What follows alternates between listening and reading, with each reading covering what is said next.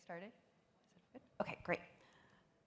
All right, good morning. It's nice to meet everybody. I'm really excited to be here. My name's Chelsea Carter. I have been with Microsoft for over a decade. I've worked on both consumer and enterprise-facing products like Xbox and Azure. Now, as a part of the Office of the CTO, we focus on paradigm-changing technology. I would also like to introduce Guha. I have been informed that if I introduce him as anything more than an engineer, I will be in trouble. So suffice to say that he knows a lot about all of the things we are going to talk about today. He's going to come up here at the end and answer some questions, so please save all of them for him. All right, I have the privilege to speak to you about natural language web, NLWeb for short, and our vision for how you can be a part of the Agentic Web. We've now had natural language interfaces on the market for several years. Despite that, we are only seeing a handful of companies use these across their websites and applications. This hasn't happened for a number of reasons, including issues with fine-tuning models, hallucinations, and implementation complexity. And for those of you who have taken the steps to build these interfaces, then what? What's the entry point for your users? How do they know it's available? And then the big question now weighing on folks is, do I need to build an app for every chatbot on the market? What if one solution could answer these questions? To give you a little peek into what I'll talk about today, I'll explain a little bit more about what NLWeb is. I'll also tell you a little bit more about the Agentic Web and how NLWeb enables it. Of course, no Ignite talk would be complete without a glimpse of it in action. And finally, I'll share a little bit more about our partners and how you can get plugged in. Earlier this year at Build, we announced NLWeb as an OSS solution. It's been amazing working in the open with partners and getting feedback, and we're going to continue to do so. We believe in the importance of having an open internet, and it's clear that many of you also share that belief. That being said, we know that not everyone is going to want to stand up their own OSS repo. And with that, I am happy to introduce today's Microsoft's first NLWeb enterprise offering on Foundry, an NLWeb agent in private preview. Yay.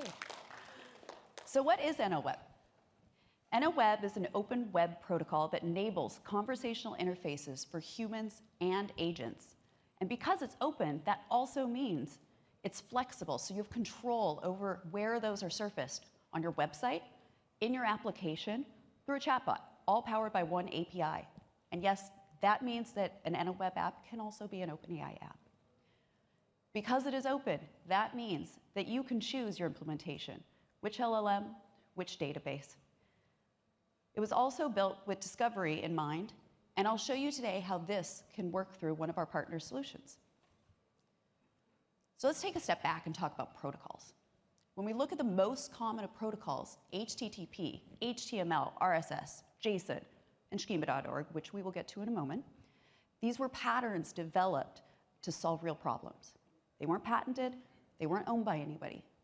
They were open and driven by the community, and importantly, they enabled interoperability across the internet.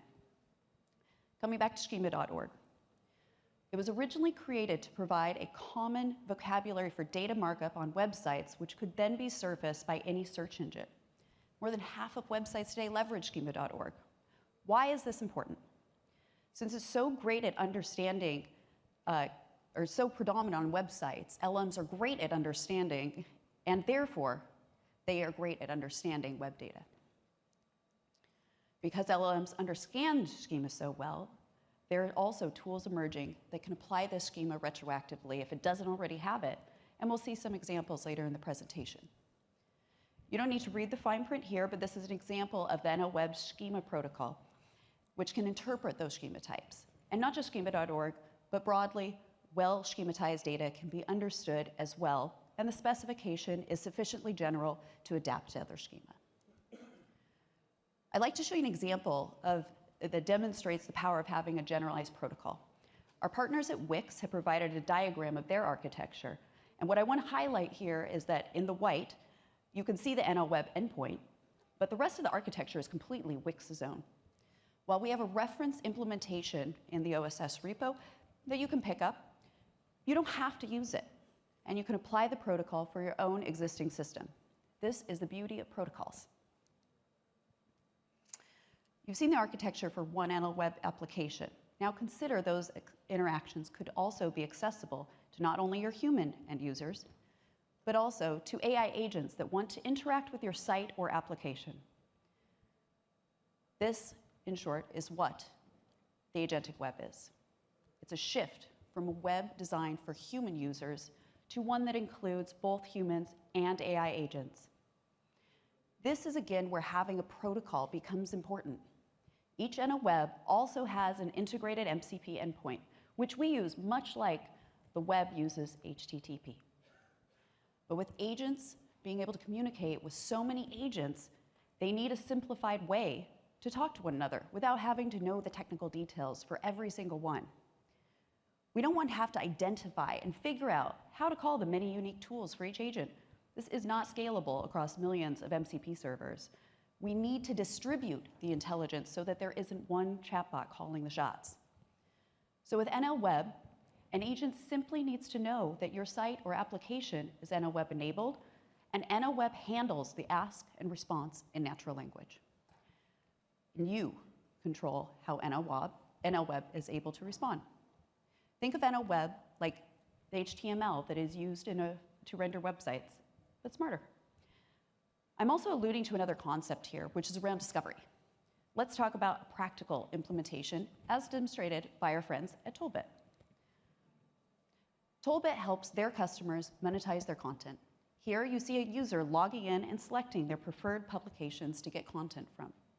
They receive an NLWeb-enabled MCP endpoint, which they can then take and add to Claude. They ask questions through the Toolbit interface through Claude. What you're going to see here is that it's searching across all of their content, not just their preferred providers, because the ones they selected weren't necessarily relevant to the query. It has the output in JSON if you wanted to render that differently. It's going to cite all of the articles and where they come from, and it's going to answer the question with Claude rendering it there. You can also go and say, I want to talk to a specific source. This one is going into car and driver because they asked it to, and you can see that it responds in the same way. I mentioned earlier that with NLWeb, you have choices. You can bring your own backend, and don't get me wrong, we would like for you to use Azure, please. You can also choose how NLWeb responds. You saw the JSON output.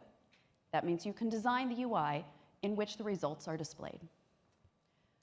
You can also control whether they're behind a subscription. For example, with Toolbit, they're behind a subscription, and you can choose how many publications you want to look at. And you can choose whether you're going to charge for that content and how you charge for that content. Therefore, you are in control of your own approach for monetization. You can continue your existing licensing and ad models if you have them. However, with these new interactions from both users and agents, there's an opportunity to find new ways to monetize your content. All right, let's see how this might work in a commerce scenario, enable a variety of scenarios across an ecosystem. The next video I'm going to show is from the folks that created the Beckn protocol. It was created to democratize digital economy in India. And we're going to see how their new platform, Beckn 1, works.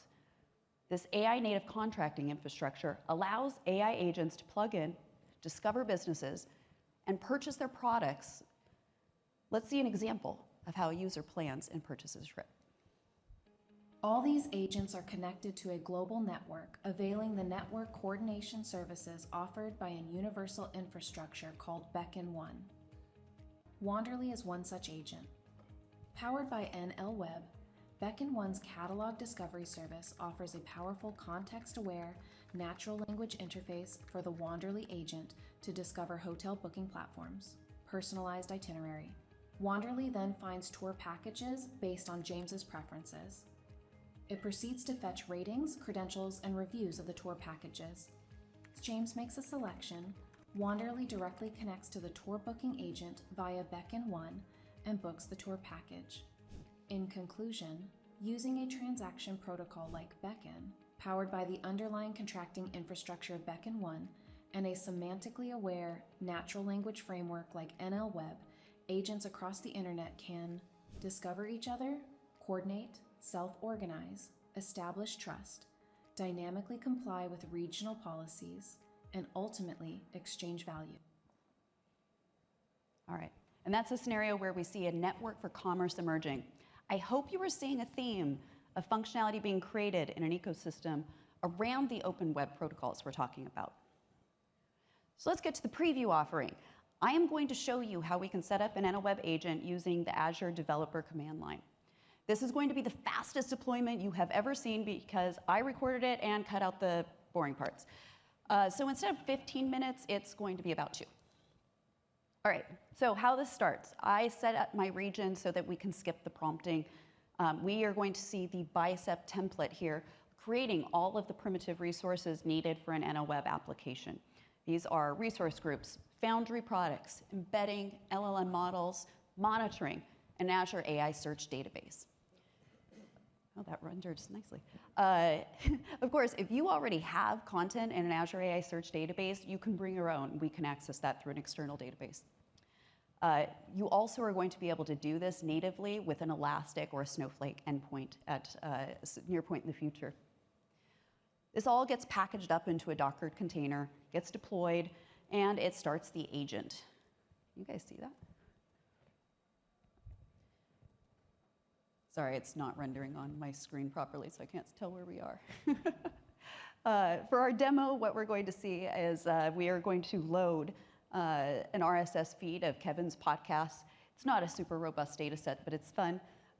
It basically has the titles of the podcast, so we can see kind of what he's going to be talking about. And it's just going through and creating those, so you can see those all there. Those are basically the services that we need for NLWeb that I mentioned earlier. It's going to go through and install the requirements, and you're seeing the data load right now. So it's just using an RSS feed. You could use CSV also, that works. And now it's deploying, and it is published in the container. See, I told you this was fast. Starts Docker.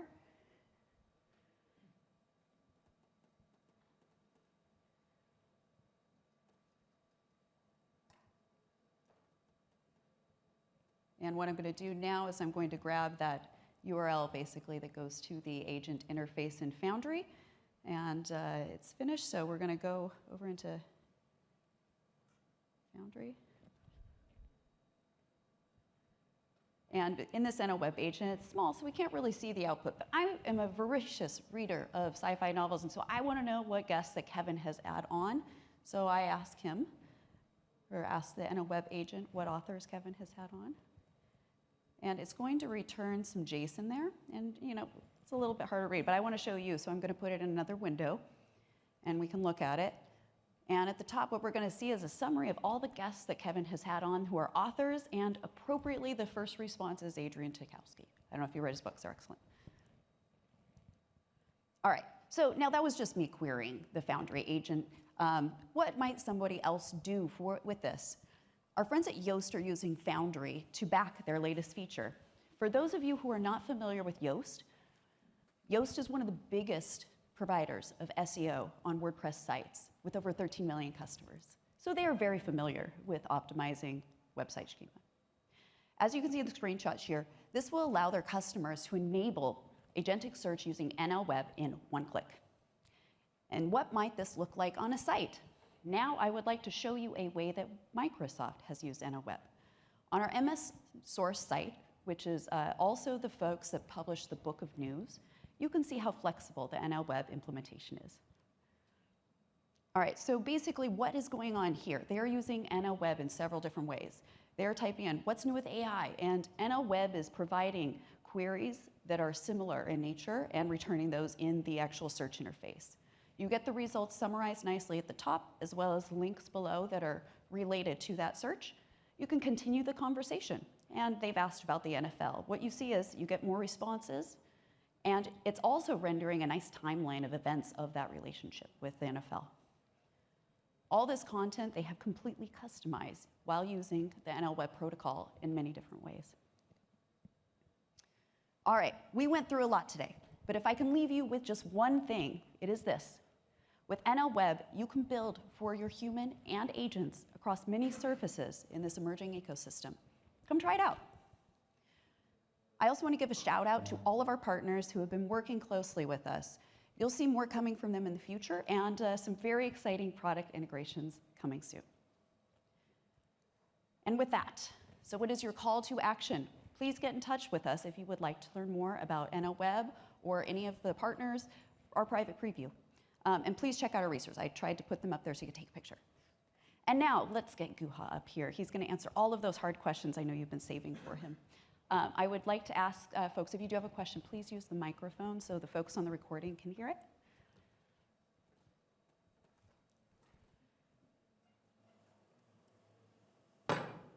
Hi there. So my name is 𝗦𝗽𝗲𝗸𝗏. I work for Capgemini. Thanks for the presentation. I had a question about CEO. You talked about search engine optimization. And if you're building a website that is generative first, like conversational first, how are you then optimizing the indexing of, or the training of LLMs? Good, hard question. So you run so the basic idea behind NLWeb is that there's a common interface.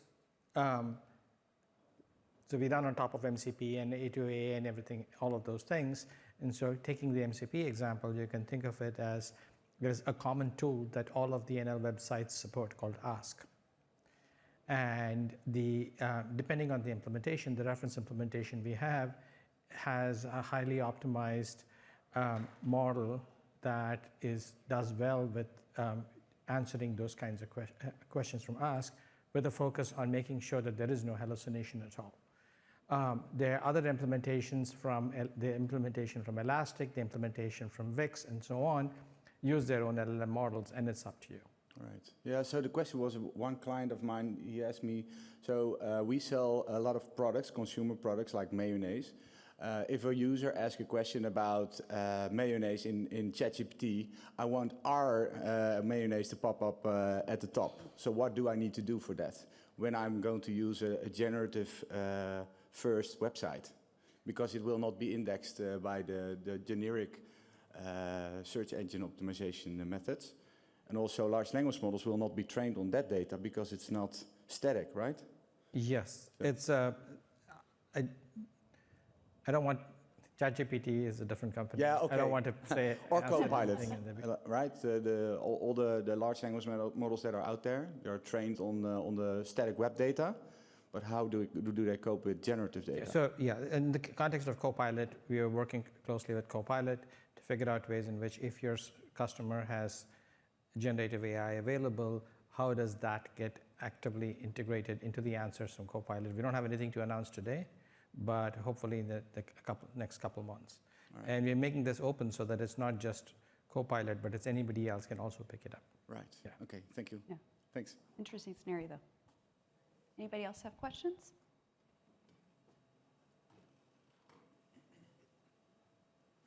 All right. Do you want to add any closing? No, and that, right. This is great. And a big thanks to all our partners, Yoast and Elastic and everybody and Beckn, who put in all the extra hours to get these things running in time for this. Thank you all for coming. Yeah, thank you.